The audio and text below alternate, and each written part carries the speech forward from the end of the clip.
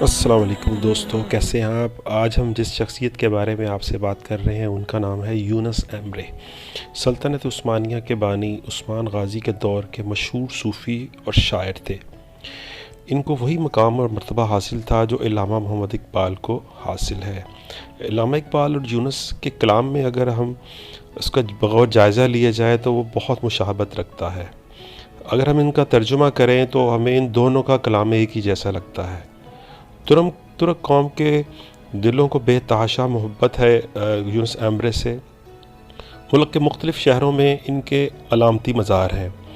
ویسے تو ان کا مزار ایک جگہ پہ ہے، لیکن انہوں نے اب مختلف شہروں میں ان کے علامتی مزار بنائے ہوئے ہیں جہاں وہ اپنی عقیدت اور محبت حاصل کرتے ہیں۔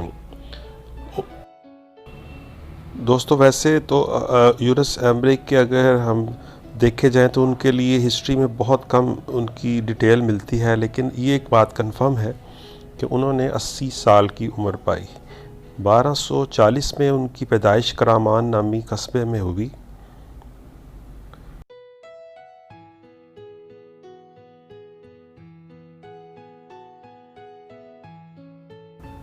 اور سن 1320 عیسوی میں ان کی وفات ہوئی۔ کونیا کے مشہور جامعہ کرتاکے میں مختلف علومات حاصل کیے۔ ان تعلیمات میں حدیث، علم فقہ، تفسیر اور فلسفہ کی تعلیم شامل ہے۔ آپ کو عربی اور فارسی زبان میں بھی عبور حاصل تھا۔ تعلیم مکمل کرنے کے بعد آپ کو قاضی بنا کر ترکی کے مشہور شہر نالہان میں قاضی مقرر کر دیا گیا۔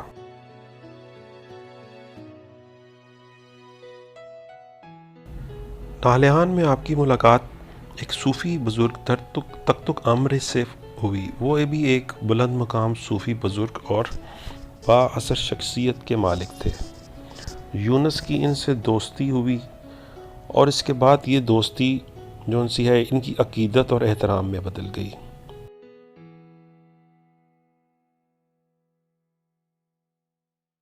یونس یوں تو تصوف اور معرفت کی راہوں سے ناواقف تھے۔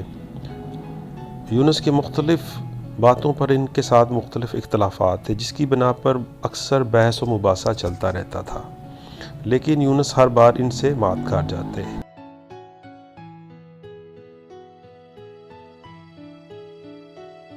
پھر ایک وقت ایسا آیا کہ یونس ان کی روحانیت سے متاثر ہو کر ان کے مرید ہو گئے۔ انہوں نے قاضی کے عہدے سے استعفیٰ دے دیا اور ان کی بیعت کر لی اور اپنی باقی تمام زندگی ان کی درگاہ پر ہی گزار دی۔ مرید بن کر خانقاہ میں آپ کو شیخ نے آپ کو آزمانے کی غرض سے مختلف کاموں پر مامور کر دیا۔ آپ سے اکثر و بیشتر درگاہ کی صفائی ستھرائی اور مختلف اس کام کاج دیے جاتے۔ پھر آپ کو غسل خانے کی صفائی پہ بھی مامور کر دیا گیا۔ وہاں موجود درختوں اور جانوروں کی دیکھ بھال کا کام بھی کروائے جاتے۔ جس شہر نالہان میں آپ کو قاضی بنا کر بڑے دبدبے اور رعب سے لگایا گیا تھا، ان کی گلی کوچوں میں آپ مشکیزے میں پانی ڈال کر آنے جانے والے لوگوں کو راہ خدا میں پلاتے اور فقیروں والے کپڑے پہن کر پھرتے۔ آپ پہ پھر وقت وہ بھی آیا کہ آپ روحانیت اور حکمت میں اپنے مرشد کے مقام تک جا پہنچے۔ آپ کے مرشد نے ہر طریقے سے آزمایا اور جانچا۔ جانچنے کے بعد آپ کو انہوں نے ولایت کا عہدہ سونپا اور ایمرے کے لقب سے بھی نوازا۔ ایمرے کا مطلب ترکی زبان میں عاشق ہے۔ قاضی یونس اب یونس ایمرے کے نام سے جانے لگے۔ آپ نے اپنے کلام سے ترک قوم کو ایک نئی جلا بخشی۔ آپ کا کلام روحانی اور آفاقی ہے۔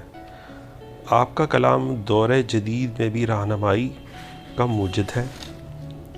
آپ نے اپنے کلام سے اپنے دور کے لوگوں کو جہاد کے لیے اکٹھا کیا اور اس وقت کے جو جنگیں لڑی جاتی تھیں جو مغلوں اور بازنطینیوں یعنی انگریزوں کے خلاف تھیں، ان کے خلاف برسر پیکار کیا۔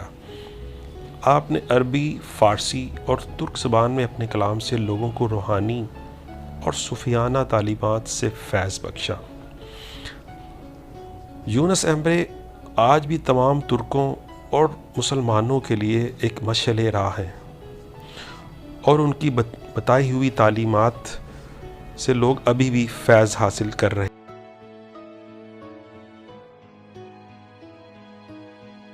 یونس ایمرے اپنے روحانی کلام اور صوفیانہ طرز عمل سے ترک قوم کے دل میں ہمیشہ کے لیے جگہ کر گئے، اور وہ ان کے لیے ایک مشعل راہ کی طرح ابھی بھی زندہ و جاوید ہیں۔